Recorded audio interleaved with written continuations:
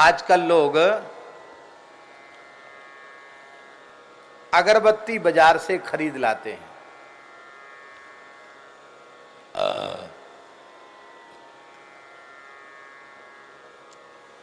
और अगरबत्ती खरीद करके उसको फिर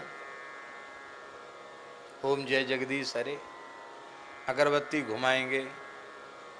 उसमें भी खूब कंजूसी करते हैं। एक ही अगरबत्ती ले लेंगे और मान लो बीच में वो बुझ गई तो उसको दोबारा नहीं जलाएंगे, दूसरे दिन के लिए रख लेंगे। दूसरे दिन फिर उसी को चैतन्य करके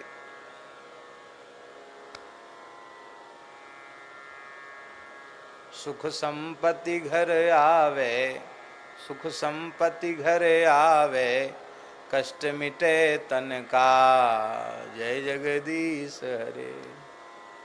आरती बुरी नहीं, आरती तो बहुत अच्छी है, पर हमारे धर्म शास्त्र के अनुसार बांस को जलाना अत्यंत निषिद्ध है। बांस जलाने वाले का वंश उन्नत नहीं होता, निर्मूल हो जाता है। बांस जलाना मना है। और जितनी भी तिल्लियां हैं, जो काढ़ी बनती है ना धूप बत्ती, वो सब बांस की होती हैं।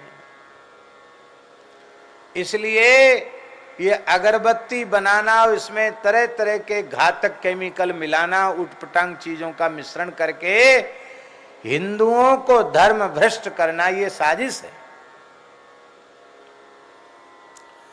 इसलिए हमारी मानो तो बाजारों की अगरबत्तियां भगवान की पूजा में प्रयोग नहीं करनी चाहिए। जहां प्रामाणिक रूप से गौशालाओं में विशुद्ध गव्य पदार्थों से धूप का निर्माण होता है, वो आप ले सकते हैं। और मान लो आपका उसमें भी कोई संदेह आपको लगता हो, तो शास्त्रों में अपने घर के ठाकुर सेवा के लिए धूप बनाने की विधि दी है। इतने प्रकार की चीजें आप मिलाएंगे तो सुंदर धूप बन जाएगी। बोलो भक्त वत्सल भगवान की जय। देवदारू, हिमालय में वृक्ष होता देवदारू का, उसका चूर्ण, गुग्गुल, ये धूप के द्रव्य हैं। गुग्गुल,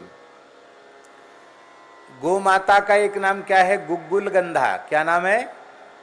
गुग्गुल गंधा। आप देशी गाय को थोड़ी देर खुजोरा करो, थोड़ी देर बाद अपने हाथ को सूंघो तो आपके हाथ में गुग्गुल की सुगंध आ जाएगी। इनके श्रीअंग से गुग्गुल धूप की सुगंध आती है। इनका नाम गुग्गुल गंधा है। और ये देशी गाय में ही आएगी, वेद लक्षणा गाय में, जर्सी वर्सी में नहीं आती।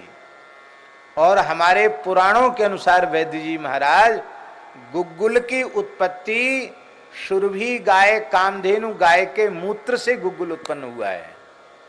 इसलिए देवताओं को गुग्गुल अत्यंत प्रिय है। भगवान शिव का तो आहार बताया गया। शंकर जी का चाहे जितना अभिषेक आप कर लो, यदि गुग्गुल की धूप कंडे की आंच में आप घी डालकर नहीं घुमाते हैं तो शिव पुराण, स्कंद पुराण, लिंग पुराण में लिखा है शिव पूजा पूर्ण नहीं है। पूजा में अनेक दोष बन जाते हैं। उन दोषों की निवृत्ति गुग्गुल की धूप दिखाने से होती है। आप घर में नित्य गुग्गुल की धूप देसी गाय के कंडे पर वेद लक्षणा गाय के सुंदर घी को डाल करके गुग्गुल के साथ धूप कीजिए। आपके घर में भूत प्रेत अलाय बलाय कभी कोई चीज प्रवेश नहीं करेगी। सारे विषाणुओं को नष्ट कर देने की सामर्थ्य गुग्गुल में है।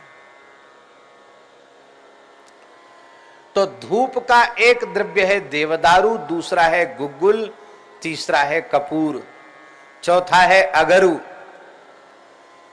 तीसरा है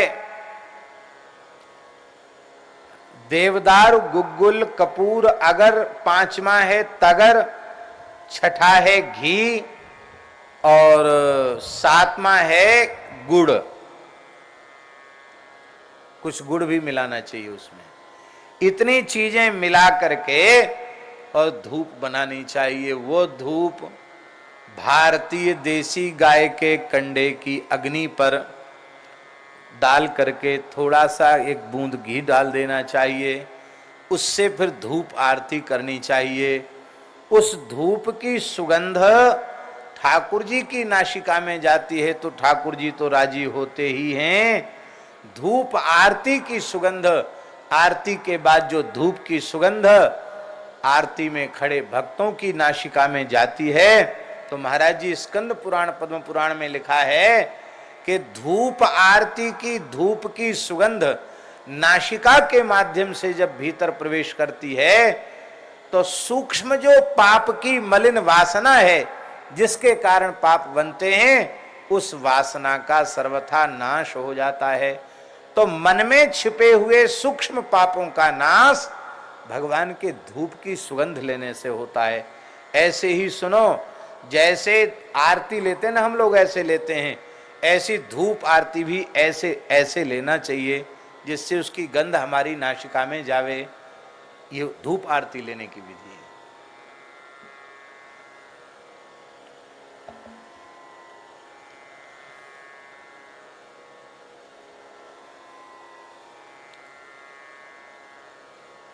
कुवासना नष्ट हो जाएगी और प्रेम की वासना जागृत हो जाएगी। ये जो भीतर वाले ठाकुर जी को धूप दान है, इसमें देव दारू वगैरह कौन है? तो क्षमा, दया, समता, शांति, यही सब धूप की वस्तुएं हैं। इन्हीं को जला करके आपको भगवान की धूप आरती करनी है और संतोष रूपी अग्नि पर ये धूप रखना है और भगवान सब में व्याप्त हैं, इस प्रकार की भावना से इस आरती को उतारना है। ये धूप से सुगंध उत्पन्न होती है, इससे प्रेम की भाव की सुगंध जगेगी, दुर्वासना का नाश हो जाएगा।